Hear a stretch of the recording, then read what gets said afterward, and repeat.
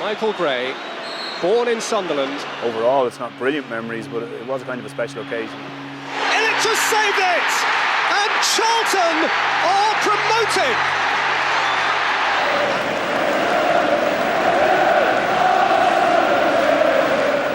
It was kind of a special occasion, and the start with, you know, the pre-match, the excitement, walking the pitch, you know, before the game.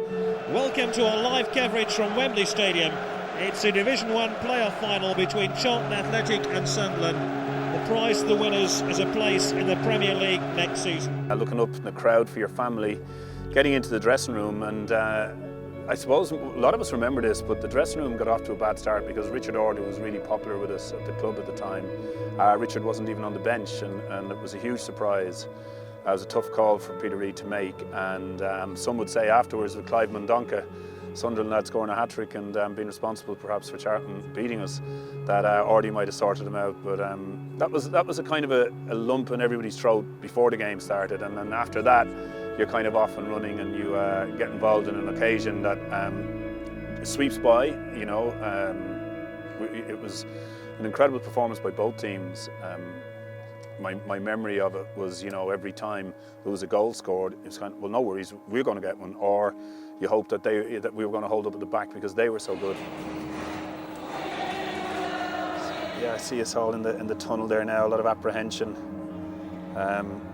Last minute do's and don'ts from people. You know, people telling you to do this, tell you to do that. You don't really listen at this point. You know, there's a lot of tension, a lot of nervous energy. Not so many cool heads. Peter Reid there probably trying to keep us as calm as possible, coming out amongst all the smoke and the parade there in front of the managers, the Alan Kirby. I mean, they did look the part, didn't they? Their team had those lovely, they weren't quite white suits, but they weren't far off it. Alan Kirby's wearing it there. We were almost in combat gear, because I still have the jersey I wore that day, and you wouldn't put it on if you went to Alaska. Never mind come to Wembley and play in heat. And well, here's this, you know, it's painful watching it, but Clive Mundonka deserves such credit. He took the game by the scruff of the neck. Fantastic turn there. Turned his man inside out. Darren Williams and Jody Craddock, they were two young centre halves at the time, and you can see here, lovely little turn, knocks the two of them completely out of the game. Fantastic goal. Little turn, pretends to shoot, slips it inside, leaves them for dead. And we just get an old-fashioned corner on a header, so I can't go into that one in too much detail, but it felt good, obviously, and got our belief back. Took a chance, made a run to the near post that Nicky would see me, which he did, and got in front of my man, and thankfully it worked out.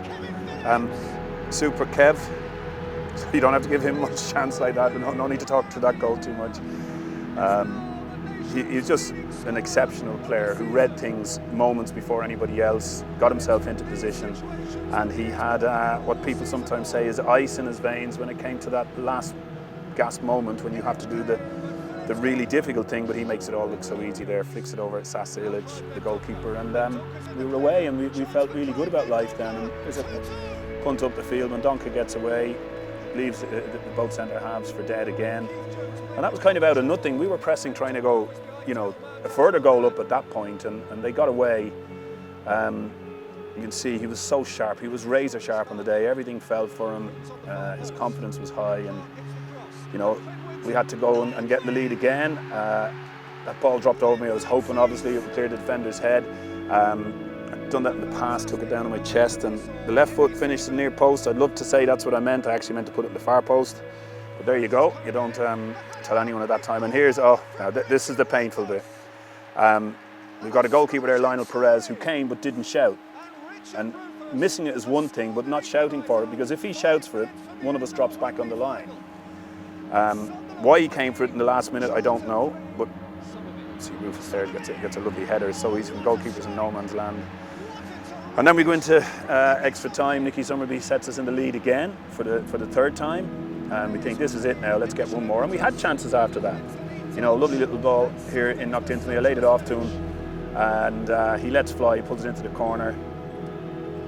I think it was Mickey Gray who sent it into me, and then Nicky has a great shot, and just when you think it's all over, wonderful touch. He's in between the two centre halves again. They're both looking at each other. It was hard because he was so good and so sharp on the day. You couldn't even get at him to give him a good tackle, and he just got away. He was on the button. That's a man in form. That was a golden day for him. And of course, the irony of it all was he's Sunderland born and bred. Went to penalties, and well, the penalties were exceptional by them. I have to say, all 7. I mean, there's Nicky again, another one for us. We kind of got ours done. Another brilliant penalty there. Fantastic effort from Charlton. There was nothing in it. Alan Johnson, what a great player he was. Lionel just couldn't get himself near any of them. They were hoping he'd make up for having come from the lost cross with that man there who scores it. And we stuck with them. It was actually quite, that was Bally, great leader that we had at the time. We stuck with it well, and as their penalties were excellent, we were under pressure because they kept scoring. Mark Kinson, my old Republic of Ireland teammate there. And we kept going, we kept getting them back. And I remember walking up, it was a scary time. I mean, I think I took the 6th penalty. I mean, that's just a fantastic strike there. Mark Bowen was a brilliant effort. We got it going again. We're still there, and I can remember walking up after this penalty, because you have to score. You're out if you don't score. And I thought, a lot of things went through my head. But as I got near to the goal, I said, okay, I'll make out and go to the left and play to the right. Hopefully it works. Stuck to my plan, and all well at this point. But Charlton just didn't let up. There you go, great penalty. And now's the time. I mean, Mickey Gray hates seeing this. Lots of Sunderland fans hate seeing it. I think he just didn't get the conviction in his run-up and into the strike that he probably normally would have. He's waiting a long time to take the penalty. He played well. Sasa Ilic became the hero, and Mickey became the fall guy. But as that moment happened, and the realisation was that we'd missed out in what was an epic game. Delighted for Charlton in one way, knew Mark Kinsley, and happy that they did what they did. Great club. Alan Quinn, great man at the time, but we were almost to a man. As soon as the sort of celebrations of the Charlton guys died down and we looked at each other, all of us were saying the same thing. Let's come back and win this properly next year. And I know the fans there, it's another painful reminder of them, of what being a Sunderland fan is all about. We had to go and thank them. They were unbelievable. We should have, scored 4 goals. We should really have won the game in normal time and extra time.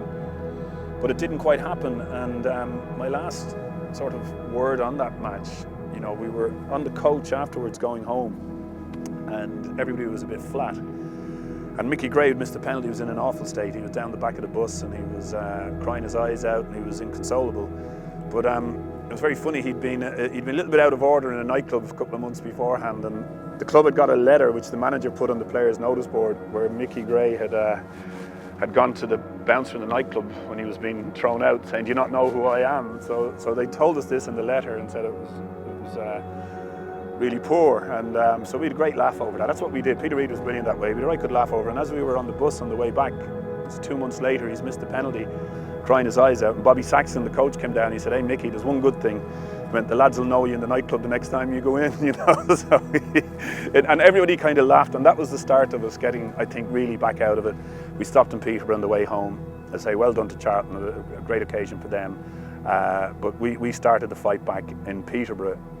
Halfway home, or not even halfway home, we stopped and we had a few beers and got what remorse there was out of us, and all went off on holidays for a few weeks, came back, and as I said earlier, we were up by March. It was a foregone certainty that we were going to win the league and be back in the Premier as a stronger team.